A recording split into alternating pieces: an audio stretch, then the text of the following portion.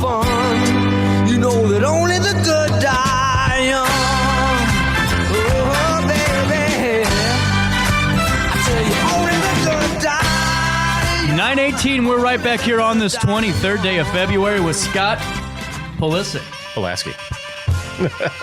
I even told Scott, I said, you got to help me out because this text line is going to tear me up. And just wait, you'll hear about 4 or 5 dings right away going, you got this one wrong again, CJ. But how are you doing, man? Piasa Armory, I mean, you guys are really rocking right now. And it seems like, man, every time I look on social media, there's something getting shared from your guys' way. How's it been? Oh, not too shabby. We definitely stay busy, and our social media does too. Yeah, that's for sure. So let's just kind of get right into this.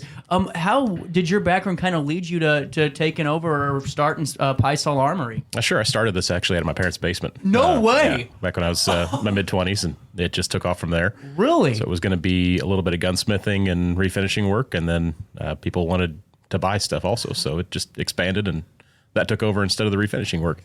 That's like another Apple story, starting right in the... Just about, yeah. That's awesome. I could use a few billion, but I don't think we're not quite there yet. Stay tuned. But, with this, so you start in your parents' basement, you're, doing some gunsmithing and when did it... So it just started with someone, bringing in their firearms saying, hey, can you work on this type of thing? I got interested in guns through Boy Scouts. Really? So first year of summer camp, I shot a shotgun and did shotgun merit badge, and it was a blast, and it just was downhill from there.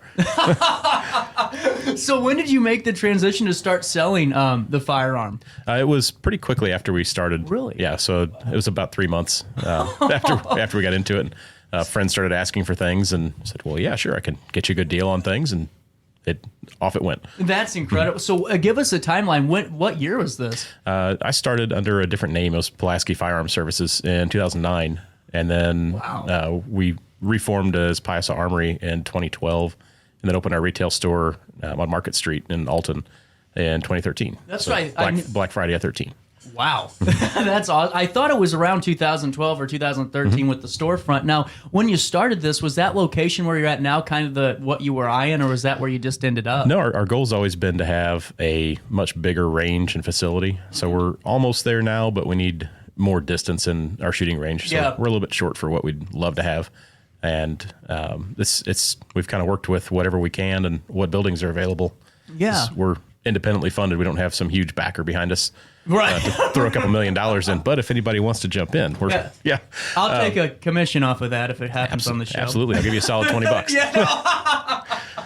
That's great. So yeah, it's all been self-funded, and we've had a lot of investors, little investors that have helped us grow, and our members and customers that have helped us grow from the basement to where we are now. That's really cool. And what I think is great is you guys really do create a culture of this, responsible firearm ownership, because so many times I think, with how social media is, it's like you make a post and, oh no, they're just wanting to sell. No, it's about creating this responsible atmosphere. Take us through that a little bit more. Well, the biggest thing that we thought of when we started the store was, think of every other gun store that you can picture in your mind, and it's some crusty old guy behind a counter and dusty old antler mounts on the wall and yelling at you about why you're wrong about the gun that you wanted to come in for. And our goal's always been to be the anti that. Yeah. So bright, open, friendly, happy to discuss what you need, figure out what works for you. And even if you don't get it from us, educate you about what you have. So we have people all the time that buy from other places and come in and say, man, I don't know how to use this thing. So we'll sit down, spend some time with them, and make sure that they're safely able to use their firearms before, something negligent happens, and get them educated. Well, I think it's really cool, and I think it's really insightful to hear that. And if it's okay with you, tell me no. It's just with all this kind of the House Bill, 5471, in your opinion, because you guys really do, and I'm not patronizing, you create this culture, that responsible ownership. What are your thoughts on this bill, and how are you guys kind of looking to, kind of adapt to this or address it, and hope, where is it going to lead? Sure. So, get into the weeds and wonkiness if you want, but the gist of it is there's a Supreme Court case that was decided last year that said that's unconstitutional what they did. So this is going to go through the court system, and hopefully the courts will agree before it has to go all the way back up to the Supreme Court again. Yeah. But what it did was ban common firearms. They banned the most common firearm in the country right now. The most common semi-auto rifle is the AR-15. It's used by everybody, young and old, men and women. It's great because I can use the same rifle that my wife can use, and she's 5 foot tall and I'm 6 foot tall. She's much smaller stature than I am, and it's something that's easy to use, and is great for protection and hunting and competition and target shooting, everything else. Can I ask you a little bit more about Sure. the AR? Because I don't know, and when I don't know, I don't go and go on like Right. Howard Stern did and just create all the. So you can hunt with the AR-15. You can. Actually, Illinois just legalized Really? some of the calibers, some of the bullets that AR-15s can use for hunting in Illinois. That's I didn't realize that, and I didn't realize it didn't matter what body stature you were either. That's very fascinating. Yeah, a lot of the scary features that are listed in the ban, things like adjustable stocks and pistol grips and barrel shrouds, are things that are there to help people to use the gun more effectively. It doesn't make it any more dangerous or deadly. It's just somebody with a 6-foot tall frame can adjust a stock to fit them, the part that goes against your shoulder, to fit them the same way that a 5-foot tall person can. And they can use the same gun without having to spend that extra money and buy a whole new gun for them. And You're right. easily able to do anytime you touch the gun. Well, and it's true, because I can tell you, when I was up at Outer Creek Hunting Club and going and doing all of our shooting on Sundays, anytime I try a new gun, and I was always just not the right size, it was either way too big or way too, and then I get my damn shoulder blown off into bits. Right. And I'm only like 40 pounds, so you know what damage that does to a man. But it's really fascinating, and I, kind of lighthearted this because I don't want people to get so offended if they do get, watch us and go, oh no, because it's really, we have to talk about this, because I think that you have all these political figures giving us their take, but the true responsible firearm owners that we have throughout this region, kind of think of it a little bit different. Now, in terms of the business, with this bill going through, I can only imagine that people were giving you quite a bit of calls. Oh, yeah. The problem with this bill was that they bypassed a lot of the standard rules for passing legislation. So they passed this in the lame duck session, and they were able to make it into effect immediately. As soon as the governor signed it, 8 p.m., 10 p.m. on January 10th, it was in effect. So people that hadn't made a purchase yet couldn't go rush to the gun stores and make their purchases. And people who had stuff on the way are being deprived of the stuff that they purchased legally. Oh, I did not know that. So we are hanging on to a few items for customers who bought them legally on Friday, and Tuesday morning when the items came in, or if they ordered them online, got them sent to us for paperwork, they can't do that paperwork because of the rules the state put in. Wow. I mean, it's really, it's deafening to hear that from, I just straight from the source, because, we can only just assume so much of what goes on. But in terms of just feedback, has there been a lot of support for you during this, or, has there been a lot of people giving you? Absolutely. So one of the things that we're doing is donating 25% of our range proceeds to some of the organizations that are fighting with lawsuits. So Second Amendment Foundation and the 2A Law Center. And also the FFL of Illinois. That's our dealer group for the state of Illinois. So 25% of everything that we sell on all of our range fees are going toward donations for that.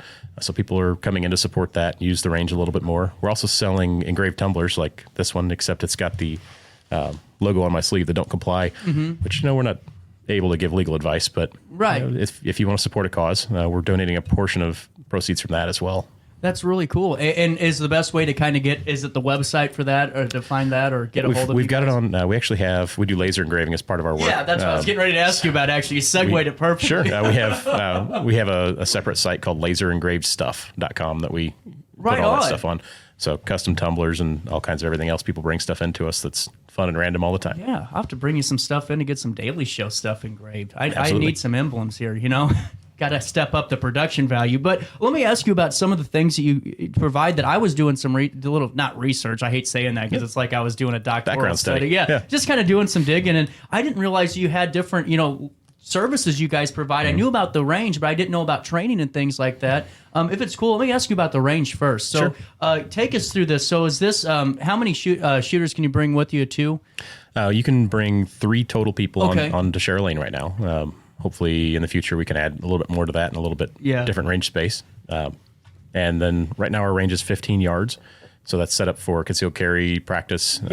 It's mostly set up for handgun, but we do allow some rifle up to things like 30 caliber, which if you have one of those, you probably know what it is. Or if you have questions, you can ask us. We don't do shotguns though. Unfortunately, people just kind of tore stuff up a little bit too bad. I could see that a little bit. Don't bring a buckshot into the. But in general, we don't have restrictions on type of ammo. People can bring their own. So a lot of ranges say you can't bring this or that. You have to buy from us. And we don't force that. Only time we make you buy is if you use our guns, and we've got rental guns available to try out too. And of course, just to make sure that we get this out there, you have to, have a FOID card, right, or some type You of. do. Okay. So you either have to have one or be with somebody that does, or be from out of state too. We do allow out of state folks. Okay. There's some rules about selling ammo to them, but we can allow them to shoot too. Oh, okay. So basically, if you don't just show up thinking you're going to be able to shoot if you're a resident here Right. without a FOID card. Right. And we'd be happy to teach people if somebody doesn't have a FOID, we can help them apply for it, which we've done a lot, somewhere near 1,000 a year. Really? Between FOID and concealed carry applications, because that process is just awful. I was going to ask you about now. You're segueing me perfectly. I don't know if you're a mind reader too in your spare time. Every once in a while. This is pretty impressive. 3 kids helps. Well, take us through, this FOID card, because I have seen this from different people in the industry, the concealed carry classes that are, this is really becoming a huge issue. It is. With a backlog. Can you take us through some of those issues? Yeah. So during COVID times, the state had a huge backlog of FOID and concealed carry applications, and they were behind months. They between 20 and 80,000 backlog at times, and probably higher that they didn't tell us about. Yep.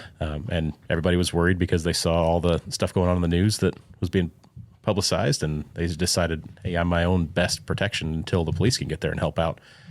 They do a good job, but they take some time to get there. And if you're having to fight a bad guy off for 5 minutes while you're waiting for the cops, it's pretty rough. Right. That 5 minutes is going to feel like 5 hours. Absolutely. So part of that we do concealed carry training. So all the state requirements for doing concealed carry. And then we have another company that uses our building called Confluence Krav Maga. So it's unarmed self-defense. And it's a little more basic than karate and judo. And it's not quite jiu-jitsu or ground fighting type or grappling, but it's something that you can pick up with just a little bit of time and have, you're not a black belt grandmaster, but you can have a basics of self-defense and situational awareness from their training. Well, and we also add that in part of our concealed carry too. Well, it's highly important. And to me, it doesn't matter where you go anymore. I mean, turn on any local news station, you're going to get the same 8 news stories just in different cities. And it's always good to know this. But I also wanted to ask you about this tactical first aid training that you guys do, which I think is really cool. This is something I haven't really seen before. A lot of other people doing it, but I'm still learning here. So take us through this tactical first aid class. Sure. So unfortunately, we lost our trainer for that. They're not with us right now. I but do this all the time. I don't dig deep into our website every day to update our things, but that's something we can offer. We do have some people that we can line up classes for if that's something that somebody wants to bring a group to. We'll make it happen. Just disregard what but it is so neat. tactical first aid is an important bit because in concealed carry and the follow-up classes that you should be taking or the practice that you should be doing after, you're learning how to put holes in things. Hopefully not, but potentially putting holes in things. Tactical first aid is learning how to patch those holes up. And that doesn't mean that, if you shoot a bad guy, you have to go out and save that bad guy. Right. You have to be safe. Your goal is to save you, not the bad guy. But being able to render aid to you or to somebody else that's with you, you're a loved one, it doesn't mean that you have to carry a trauma kit with you. But, having boo-boo stickers, a couple of Band-Aids with you, and, a lot of people are worried about tourniquets, but the military learned that tourniquets save lives big time and changed the world with that kind of the medical world with that kind of thinking of immediate first aid. So first call for help, but then what are the next steps? And more stuff we learned through Boy Scouts. Yeah, you learn how to stop. It's basically a stop the bleed class, and that's something we've offered as well. The actual Stop the Bleed brand. There's a St. Louis chapter of them, and we've had them over a few times. Very fascinating. It really is. And in terms of other classes too, what I like, are you guys still doing one-on-one instruction? Yeah. So we've got 2 instructors. We have a guy and a gal that are both willing to jump and help people out on an hourly basis and get you taken care of from the. We take people from never having seen a gun before to... That's what I was going to ask you. Yeah, to people who are... Usually people who are more advanced don't want just a one-on-one hour. They want to go into an in-depth class, but we take anybody who wants to come in. And now, in terms of just some of the classes and some of the people that have walked in and out, I always find it fascinating, especially when it comes to handguns, because it seems like I've ran into a few folks that, they were the, shotgunner, lovers of the world, maybe going just, deer hunting, or not deer hunting, but bird hunting or doing some stuff. And then they use the handgun or start getting into that for, the first time. Have you seen that transition? Absolutely. And there's everybody, the entire spectrum of people that come in through the class. So last time I saw stats on FOID card holders in this county, it was 70,000 in Madison County alone. Wow. That's astronomical. It's not as high as it should be. That's true. Well, that's true. So we've had thousands of students come through our classes over the years.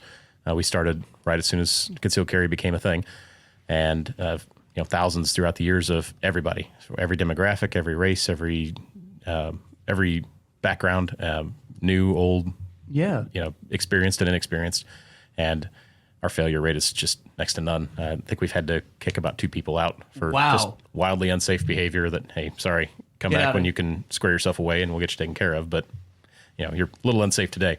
But even people who weren't able to shoot well at the start walk out being able to hit the target and hit it properly and do what they're supposed to do. That's fantastic. I mean, that's really fantastic. And I really like that you guys hold them accountable, too. And you aren't going to come in here acting a fool. We got to do this the right way. I mean, the safety's up to everybody. Right. So we always ask, who's your range safety officer? And everybody looks around and looks at us and we'll look at each other. It's everybody in this room. So you're responsible for everything that you do. And you're also responsible to watch the guy next to you and make sure they're doing the right thing, too. Absolutely. And I got to ask you about this gunsmith service now, because I wanted to kind of wrap up with a little bit of everything here, and I just think this is so cool. So, what is the cool? Like, what is the job of gunsmithing? Like that one project you had that was just second to none. Probably putting together a Russian rifle out of 3 different Russian rifles that were. One was Chinese, and so it was. Wow! It's called a Dragunov. It looks like a big AK-47. Yeah. And they're not super Lego set put together like. So a guy brought us a random box of gun, and our gunsmith was nothing but proud. He got the thing together and made it run like a sewing machine. That's incredible, because that's what is so cool to me is getting some of those, basically relics now, like an M1 Grand even, or one of those really cool, like just World War II era. Actually, that's another fun thing we did too. Really? So the M1 Grand, we had a customer bring us a box of parts. Wow. And sold it to us. We picked out everything except for a stock and a barrel. And it was from just about every manufacturer that made parts. So we've got a Franken Garand. It's just about every manufacturer that put a part out for the thing has got a representation on that gun. It's a really neat piece. That is awesome. And if someone was interested, do you guys just do that by appointment only, or can you bring it in and take a look? Yeah, the gunsmith, people can bring stuff into us. In general, stuff gets checked in. Something that's a quick fix, hey, my sight fell off, and you put it back on. We can do that usually while you wait if our gunsmiths are there. They're there during the week most of the time. Okay. But other than that, hey, I need my gun refinished. That takes a little bit of time. Right. That you have to check in. Wait, it's not done in 10 minutes? Come on now. But what about now? Right. Right. Is it fixed yet? Calling you every couple of days? Oh yes. I love it. So take us through some of your inventory right now, too. Not as much as before. Well, that makes sense. Yeah. So we're a small shop. Again, we started with no money. So right. we don't have the entire world. We're not a big, Cabela's or Bass Pro that has a gun counter that's 100 yards long. So not we can, yet anyway. All in time. We can get basically the same stuff those shops can get because we all have access to the same sellers. We tend to stock the stuff that's on our range wall, the most common things that we sell. And we get people that bring in consignment guns and sell them too. So there's a random variety on the table most of the time. So common things like Glock and Smith & Wesson, Springfield Armory, Sig Sauer, all the big names in the industry are things that we stock and carry all the time. No ARs or assault pistols anymore, but that'll change hopefully in the next couple weeks. Stay tuned. And Scott, I really appreciate your insight on this. It's really been a fascinating conversation. And for more information, what's the best way to stay up to date with Piasa Armory? Sure. So the most frequent postings we do are on Facebook, Facebook/Piasa Armory. We're also on Twitter somehow. Allegedly, we have a presence. It's at Piasa Armory. Our website, PiasaArmory.com, or you can always call us. Don't ever feel like it's a dumb question. Right. So if it's, hey, I don't know which way the bullets go in the gun, call us. Yeah. Message us, send us pictures. I answer the Facebook page, so always happy to answer that stuff. Love it. Our goal is not to make you feel dumb. It's to make you feel educated. I really appreciate that. I mean, I think it's fantastic, and you guys do an outstanding job. Anytime you want to come back, any developments in this, we would love to have you back on and your insight.